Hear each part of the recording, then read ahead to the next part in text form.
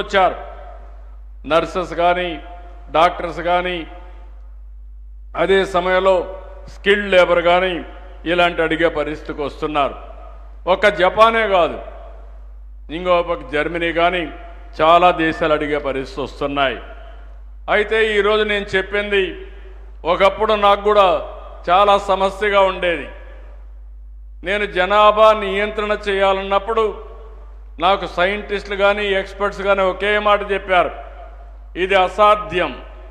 మీరు జనాభా నియంత్రణ చేయాలంటే అనేక విషయాలు మీరు కరెక్ట్ చేయాలని చెప్పారు. ఒకటి ఫిమేల్ లిటరసీ, మహిళలందరూ బాగా చదువుకోవాలి. రెండోది పేదరిక నిర్మూలన, మూడోది జనాభా నియంత్రణ. ఈ మూడు కలిసి సాధ్యమని చెప్పారు. నేను ఆ రోజు ఒకే మాట చెప్పాను, ఒక్కొక్కసారి మూడు ఒకటేసారి చేయాలంటే సాధ్యం కాదు.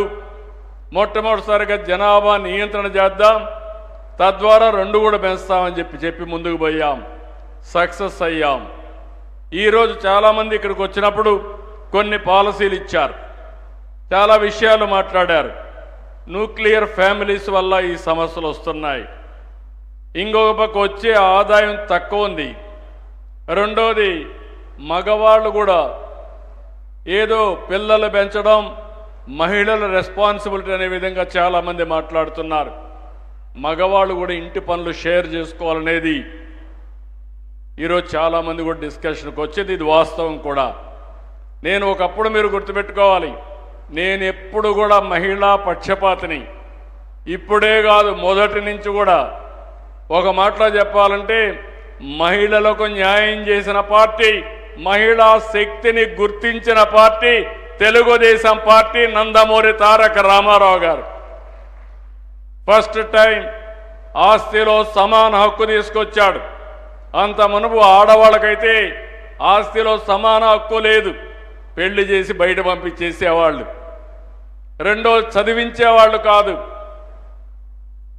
మగ పిల్లవాడే చదివించి ఆడపిల్ల అయితే పెంచి పెళ్లి చేసే బాధ్యత తీసుకునేవాళ్ళు. అక్కడి నుంచి మహిళా యూనివర్సిటీ పెట్టింది నందమూరి తారక రామారావు గారు. ఆ తర్వాత నేను వచ్చిన తర్వాత ఇంటికి పరిమితమైన ఆడబిడ్డల్ని డాక్రా సంఘాలు పెట్టి, మెప్మా సంఘాలు పెట్టి మీ ఆదాయం పెంచాలని, మీ పరపతి పెంచాలనే ఉద్దేశంతో ముందుకు పోయాను.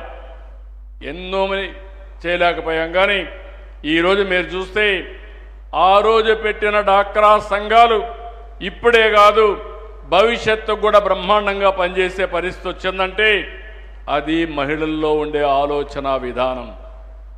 నేను ఈరోజు పెట్టలేదు, సమైక్య ఆంధ్రప్రదేశ్లో దేశంలో మొట్టమొదటిసారిగా వంట గ్యాస్ సిలిండర్లు ఇచ్చాను. మా తల్లి కష్టాన్ని నేను చూశాను.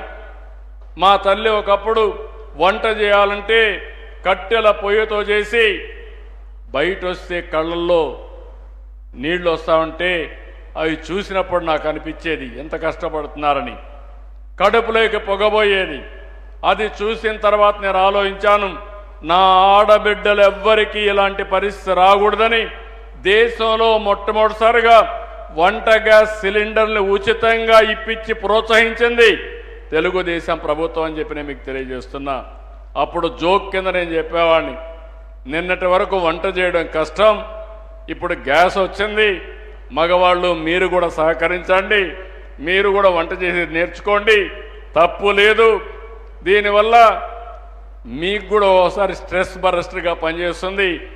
ఆడబిడ్డలు డబ్బులు సంపాదించడానికి బయట పోతే మీరు ఇంటి దగ్గర వచ్చినప్పుడు ఒక కాఫీ పెట్టి ఇవ్వండి, చాలా వరకు ఉపయోగపడుతుందని ప్రోత్సహించాను. ఇప్పుడైతే 3 గ్యాస్ సిలిండర్లు ఉచితంగా ఆడబిడ్డలకు ఇస్తున్నారు. ఒకప్పుడు మీరు చూస్తే కాలేజీల్లో సీట్లు చాలా ప్రత్యేకంగా ఉద్యోగాలు కూడా వచ్చేటివి కాదు. ఆ రోజు నేను ఆలోచించాను, ఆడబిడ్డల్ని ప్రోత్సహించాలని 33% ఉద్యోగాల్లో కాలేజీల్లో సీట్లు పెట్టాం, రిజర్వేషన్ చేశాను. కొంతమంది అన్నారు, మేము చదువుకోవాలంటే సీట్లు రావు కదా, 33% రిజర్వేషన్ ఉన్నాయి, మెరిట్లో వస్తారు, 50-60% వస్తారంటే లాట్ ఆఫ్ బ్యాక్లాగ్ ఉంది. మీరందరూ ముందుకు పోయారు. ఇప్పుడు మీరు కొంతవరకు నియంత్రణ చేసి ఆడబిడ్డలు చదువుకుంటే మంచిదే అన్నాను. ఆ ఒక్క పాలసీతో ఈరోజు చూస్తే వరకట్నాలు లేవు, భార్యాభర్తలపైన వివక్షత లేదు. ఈరోజు ఇంకొక మాటలో చెప్పాలని నాలెడ్జ్ ఎకానమీలో ఐటీలో మీరు చూస్తే నేను ఎవరు వచ్చినా భార్యాభర్త ఇద్దరు ఐటీలో ఉంటారు. నేను అడుగుతున్నాను ఎవరి ఆదాయం ఎంత అని. నాకు వచ్చిన వాళ్ళలో 100లో 170% ఆడబిడ్డల ఆదాయమే, భార్యల ఆదాయమే ఎక్కువ ఉంది భర్తల కంటే. ఇదో గ్రేట్ రిఫార్మ్ ఇది. అంటే శక్తి సామర్థ్యాల్లో ఆడబిడ్డలు తక్కువ కాదు, ఆ విషయం మీరు గుర్తుపెట్టుకోవాలి. తెలివితేటల్లో మీరు శక్తి తక్కువ కాదు. ఒకప్పుడు అలాంటి సైకలాజికల్ ఫీలింగ్ ఇచ్చారు. ఆ సైకలాజికల్ ఫీలింగ్ ఏంటంటే శారీరకంగా ఆడవాళ్ళు ఎక్కువ పని చేయలేరని, మగవాళ్లకు పని చేస్తే రేట్ ఎక్కువ, ఆడవాళ్ళు పని చేస్తే రేటు తక్కువ వ్యవసాయ పనుల్లో. ఇది మోడర్న్ ఏజ్, ఇన్ఫర్మేషన్ ఏజ్. ఇది ఈ సమయంలో మీరు ఒకటి గుర్తుపెట్టు.